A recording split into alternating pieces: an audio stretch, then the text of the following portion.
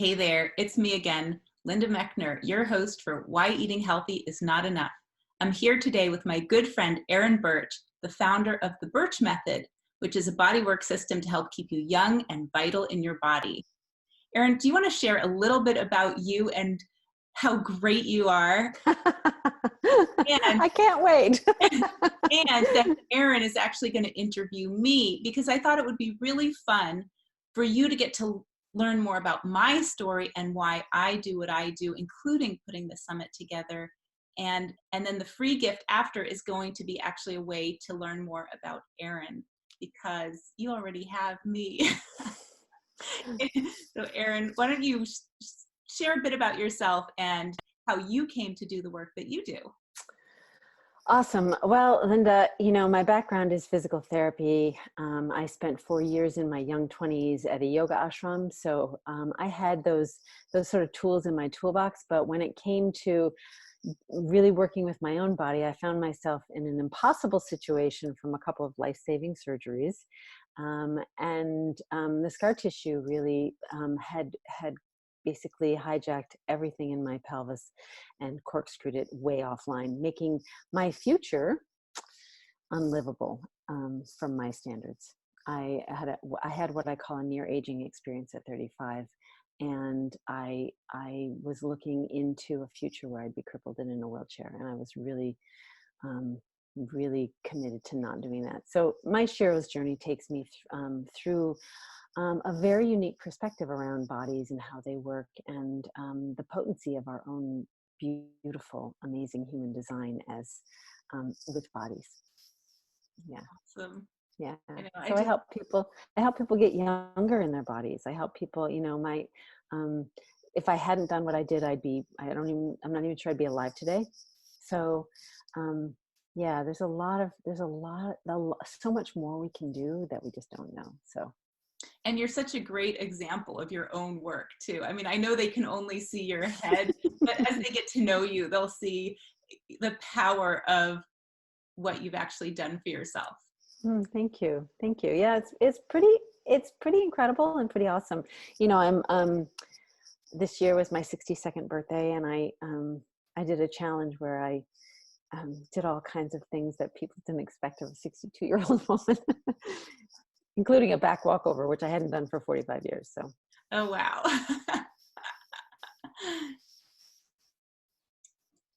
So here we are in this amazing summit, and I'm really proud of you that you're doing this. And I want to, I'm sure that your audience wants to just really dig deeper into who you are and how you got on this path and what your journey has been, and how you end up really helping and supporting people in their quest for greater and robust health and healing. So tell us a little bit about that. Yeah, so my healing journey started with being sick.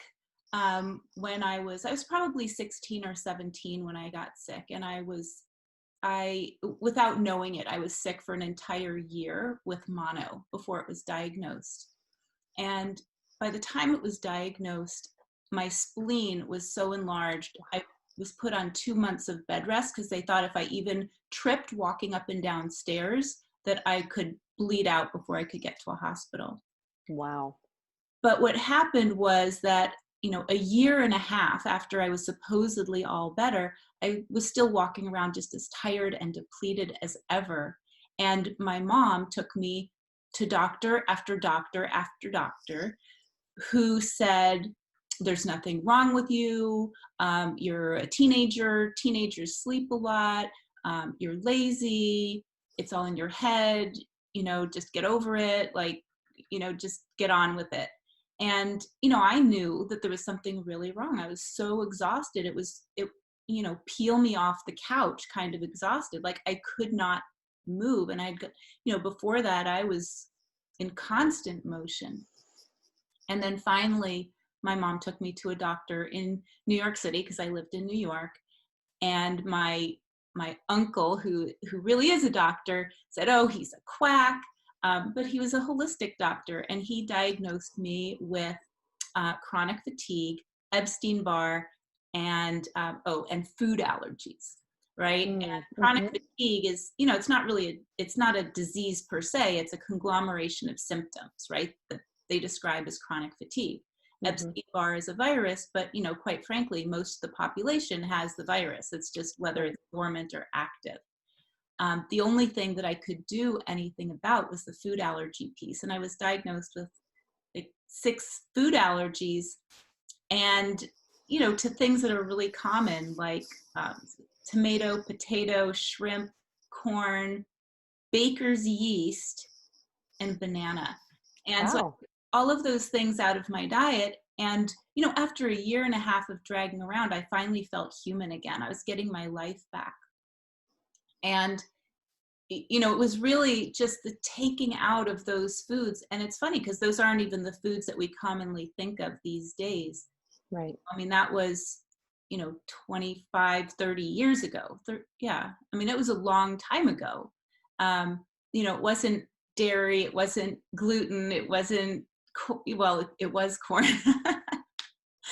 But that was my first experience with food really being such an impactful thing.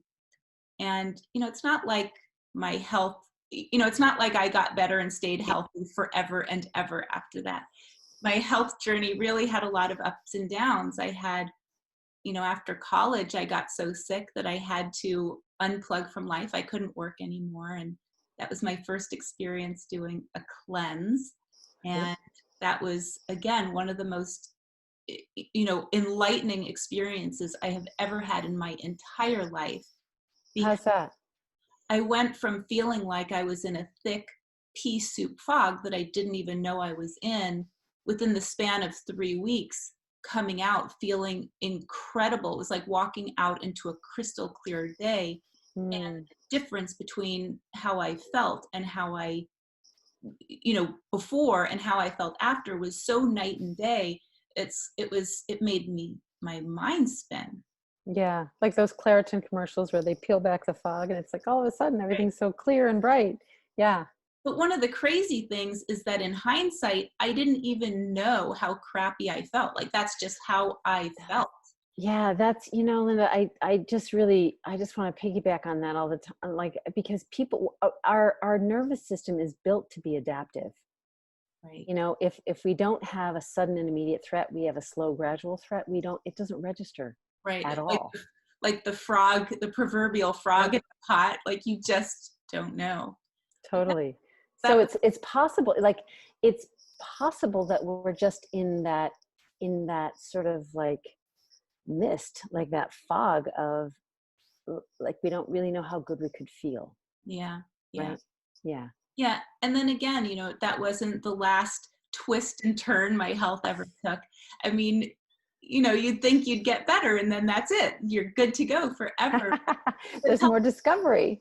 health doesn't work that way. You think, okay, I was great and then I got sick and then I figured out how to get better and then I was better and that goes on forever. But no, health is like this, right? And Mm-hmm. what I've discovered is that with every twist and turn, I've learned and I've gotten better. So now my new bad day is so far better than my best day ever used to be. Mm. Wow. And I mean, I think some of the most impactful things for my health were really like this food allergy piece. For me, that was huge, huge. And I'm not going to tell all of the twists and turns. There's so many. Um, but really the food piece, like food in general, but then the food allergy, like, about 10 years ago, I was in a car accident and I went from being, in the best health of my life. I was at the weight I wanted to be. I was, fit. I was hiking up big hills with weight vests on just about Mm. every day. And I felt strong. I felt great. And then I got rear-ended by a car. And it wasn't like a horrible accident. It was just a shock to my system. And for the next few days after that, I just felt like I was achy, like I was getting the flu. But that feeling of having the flu never went away. Wow. And and I kept thinking, well, I'll just give myself a couple more days of rest and then I'll get back to it. And I would try to get back to it and my whole body would hurt. Like so my whole body had changed in a split second as a result of that accident. And again, I mean, and that was, I don't know, 20 years after my initial food allergy discovery. And, I mean, it was so long ago. It was like this doctor in New York City. I didn't have any access to that. It wasn't really a common part of the vernacular. And I actually walked into my friend's pharmacy, and on the counter was a flyer that a salesperson had left for her about food allergy testing. And Mm. I looked at it, and this light bulb went off in my head, and I thought, that's it. Oh, and the thing about that car accident, so that feeling of having the flu, that persisted and just got worse and worse and worse for a year and a half. And so after a year and a half, and it's not that I put it all together with the car accident, like I just never really got back to where I was. And Mm-hmm. it was to the point that I was having vertigo and room spins. And at that point, I was Wow. already a health coach. And so I did everything I knew. The worse I felt, the better I ate. But the better Mm-hmm. I ate, the worse I felt. I mean, I Wow. literally felt better eating a pizza than I did eating a kale salad or an apple. I mean, literally. And Wow. it was to the point that I would do the best that I knew how to do, and then I would be on my bed for half the day, just willing the world to stop spinning. Mm. So this is how you came to the whole idea that eating right isn't the only thing that you need to do. Right. So Well, there's so there's pieces to the puzzle that include eating well, um, and then there's other pieces. And so when your audience has like, not all issues are complex, right? Some of them are pretty simple, but right. when you have a complex problem, you have to look under all the rocks for the answers. You have to turn over a lot of different rocks in order to really, yeah. Right. So, a year and a half after that accident, when I was just struggling so much. And, one of the hardest things was, as a health coach, I was helping other people get better, but I couldn't help myself. And that is the most demoralizing feeling. It's like when you're putting yourself out there that you can, help people and you can't help yourself. I mean, Right. talk about, Your credibility goes yeah, down in talk your own mind. about Yeah. self-doubt. Yeah, totally. Anyway, so I walked into this pharmacy, saw that flyer, and I thought, that's it. That's why no matter what I do, I'm not getting better.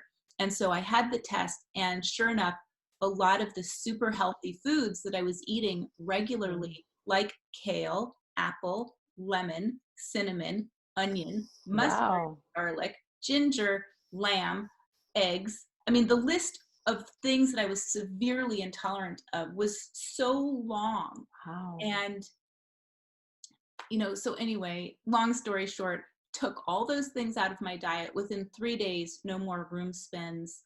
Within Wow. 3 weeks, I'd lost 8 pounds and was feeling quite myself again. And So, there was this little extra bit where there was a couple foods that, fructose was one of the things that I was intolerant of, even though there were some fruits that were okay for me to eat, but then I took all the fruit out of my diet, and then I felt like 100% again, which was amazing because that was in the span of 4 weeks. so what's interesting for me, and I think for your audience, is just the range of symptoms that an allergy can actually take. Mm. I mean, for me, I'm allergic to chocolate, coffee, and black tea, caffeine related foods. So, My but goodness, you poor thing. I know, just shoot me now. Get it over with. Put me out of my misery. But when I can't even kiss somebody who's had like chocolate or coffee. That's how severe it is. So, but Wow. my intestines seize up, which you would never think of as a symptom of an allergy. So when you're talking about your vertigo, it's like, oh, like there's such a broad range of symptoms. So people don't necessarily think of food allergy, right? And Right. even you're a health coach, until that light bulb went off, you weren't Yeah. really aware that this was a cause of your Yeah. symptoms. I think when it comes to food allergies, some of the things that the mistakes people make is they don't actually understand the breadth of symptoms that are really associated with food allergies. And then the other is to, I don't want to say do an elimination diet, because elimination diets can be extremely helpful. But, if I had done the typical elimination diet, taken out gluten and wheat, dairy, corn, Right. soy, all of the usual Usual suspects. Yeah. suspects, I wouldn't have felt any better. And therefore, I would have assumed that that's not the problem. Right. And, the analogy that I love is if you're sitting on two tacks and you take one out, you don't feel 50% better. You know? That's a great analogy. Oh, that's awesome. Yeah, but it's so painfully true. And that's why I really am a big believer in food allergy testing, because if I hadn't figured out all of the things, and basically anything with any flavor, I had to take out of my diet. Well, yeah. And I never would have thought to do that on an elimination diet. Yeah.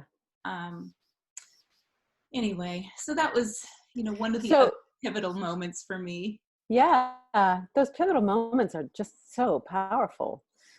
It's like your world starts to actually shift on its axis. That's how I describe it. I've had some people say some things to me, quotes or whatever, and I'm just like, But so how do you go about helping people? And in this summit, like, what are you hoping to really get across to people? Well, I think the main thing I really want to get across in this summit is that there's always an answer. Even if the first things you try don't work, that doesn't mean there isn't a reason. And Mm-hmm. keep digging. There's always a reason. It's just a matter of I figuring agree. it out. And that's, after I did become a health coach, that was more than a decade ago now. I would have these clients that I would work with that would defy the norm. And it just put me on this constant journey of digging for the answers. Yeah. There is always an answer. There's always an answer. I agree. A matter of I agree. Yeah, I agree a lot, strongly with that. I think the body never does something without having, some precipitating event or cause or something. And Bodies. when we really get good at listening to our bodies, at tuning in, we realize it's all information. It's all Yes. feedback. There's parts of, sometimes I'll look back and have moments of regret, like, oh, if I hadn't been so sick, I would have done, X, Y, Z. But at the same time, if I hadn't had a wake-up call early in my life, who knows what shape I would be in now? Yeah, I understand. I can't even imagine what my life would be like if I hadn't chosen, if life hadn't chosen this path for me. And I love my life and I love my work and I love my mission. Mm-hmm. And it really lights me up more than I could ever hope for.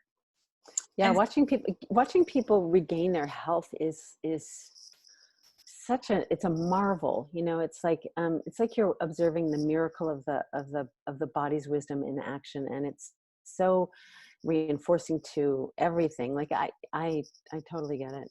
Yeah. And it's not just the health piece, right? The health piece is important, but one of my core philosophies is that life is not about being healthy, right? Health is there to allow us to live the lives that we want to live. And I think a lot of times when people are, they don't have their health, their life does become about their health, but that gets old after a while. There's a proverb. Huh? There's a proverb that says, he or she who has their health has 1,000 dreams. There you go. And he or she that doesn't have their health has but one dream. So that's exactly what you're saying. Yeah. Yes. Yeah, exactly. And I think when we make life about health, it can feel too constricting, too narrowing. So it's not about discounting the health piece, but it's about keeping the vision of the life beyond the health, so that doing what it takes to maintain health becomes in service of all of our dreams, not just in service of the one dream. Totally. And I feel like there's a shift that's happening too, where, earlier in my career, there was really the sense that, um, that health was really the absence of disease, and that's still very prominent in the culture. But I started thinking many years back, like, well, what is cellular health really? What Mm, is that like? What is it like to actually, give my cells exactly what they need? yeah. So that, not so that I'm standing there without pain or without disease, but really, you know, radiating into robust health that we don't even know the extent to which we can feel. Yeah. Yeah. Yeah. I think that's such a wonderful point because, health does boil down to how our cells are doing. And, it's all connected. I mean, every dream is connected to our cells, our Totally. cells are connected to our dreams. Yep. And so the other question you asked me was, how do I work with people? Mm-hmm. And so out of this, you know, decade plus of working with people, I I developed a model to help people navigate the course of their own health. And that is the 3 pillars of health. And it's based on, I think, the 3 areas of focus. I mean, a lot of times people say, okay, one area of focus is diet, the next is exercise, and then Mm-hmm. there's sleep, and these are their areas of focus. Mm-hmm. But the way I break it down is a little bit more comprehensive because I always like to simplify things. I like things as simple as they can be, right? So one area of focus is actually our biology. We want our bodies to be working biologically optimally, right? And in order to figure out the biology piece, we do have to look at, what's going on. I'm a big advocate of testing in terms of functional medicine, allergies, nutrients, all of that stuff. Like, get the information, look at what's not working, and let's get on top of fixing it, right? Mm-hmm. There's the Mm-hmm. biology piece.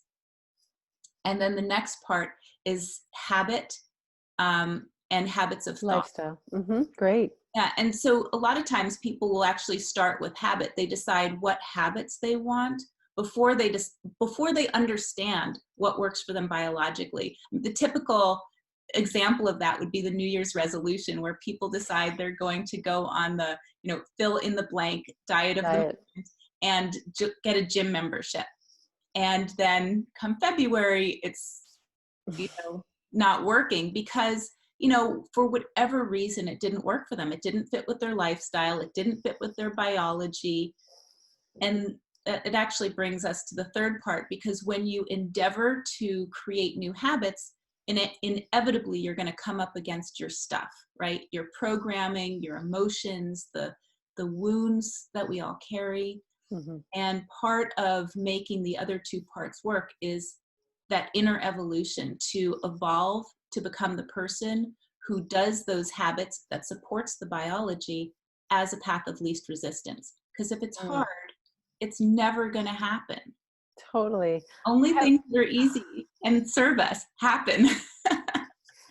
Yeah, I agree. When people say, when I introduce something to them, they say it's hard. I say, actually, it's just new, Yeah, yeah, and new feels hard if there's resistance to it. right. So if you frame it like it's new, then there's an excitement and it's a challenge, and then, it's like you can dive into something that's new. But something that's hard, who wants to do that? And sometimes when things are hard, again, there's a reason why they're hard. Either Yeah, there's, and a good example would be meeting emotional needs with food, right? When you try to give up the food, it's hard because there's an unmet need. It's not totally. just that it's new, it's that there's some work that needs to get done. Yeah, there's so much embedded in our nervous system around all of this. So that's what Right. Yeah. you're And addressing. Yeah. and when we can learn to honor our emotional needs and honor our needs, not describe our needs or our desires as bad. It's not Right. bad. It just is. If you want to eat a pint of ice cream before bed, you're not a bad person. There's just some need that needs to be met. Maybe your body, needs more, I don't know, something more calories, more love, more serotonin, more, there's Right. something, right? Right. It's not, there's no judgment. It's not about just, deciding what parts of you are bad and what parts of you are good. All parts are good. All parts are there to give us a message, to help us evolve and grow and become the people that we're on this planet to be. I love the honoring of who we are, because from my experience, that's where everything stems from. All healing stems from connection. So honoring that which we are in all parts of us, in all, yeah, really is so much more powerful. Like when you say that, people are like, yeah. I'm like, no, that's really right. People are like, oh yeah, self-love, blah, blah, blah. But Right. Yeah, I heard that before. yeah, exactly. I've heard and dismissed it before.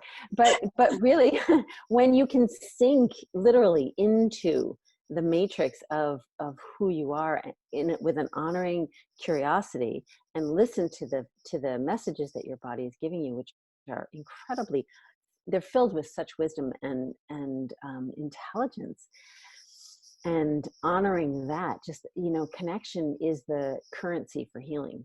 And when you can literally like sink into the matrix of it, that's when things really begin to shift.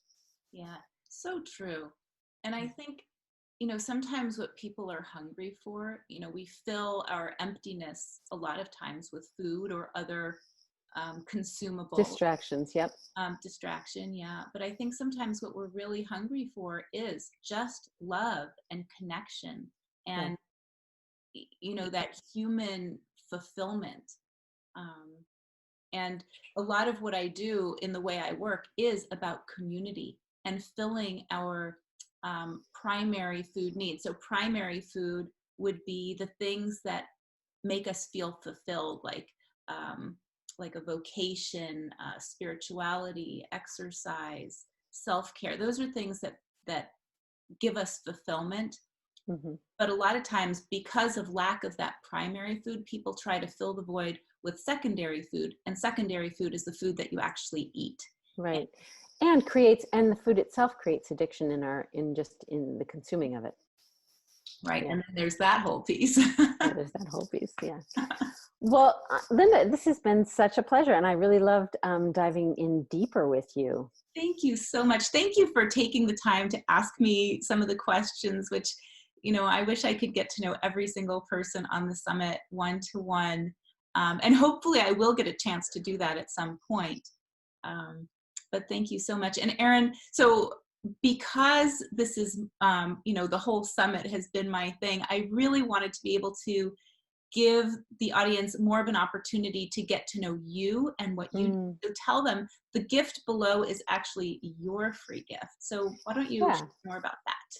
Well, so the gift is called Create Your Ideal Body Guidebook, and it goes along with everything that we've been talking about, but not in terms of food necessarily, or that piece, but it has to do with, really, I've had an incredible journey myself, and in that journey, I realized that connection really is the healing currency, and that when you love what is with your body, that's the pivotal transformational piece. And so this guidebook is intended to guide you through some sometimes challenging but really lovely and loving experiences that bring you to a place of recognizing that you're really more in the driver's seat than when it comes to how your body shows up. So Fantastic. yeah. Well, thank you so much for bringing that to this summit. It's sort of a nice surprise at the end. And thank you for being here with me today. And thank you everyone who has stuck through this summit and watched all these interviews. I hope you've gotten so much out of it. And I am not leaving you. I'm actually going to be back tomorrow with something for you. So definitely check your email tomorrow. And anyway, thank you so much for being with me. Thank you. Thank you. That was It's super so sad fun. to end at the end. I know. I know. It's like, let's just keep talking. I know. No. That's all we have. Anyway, all right. Bye, everyone. I will see you later. See you tomorrow.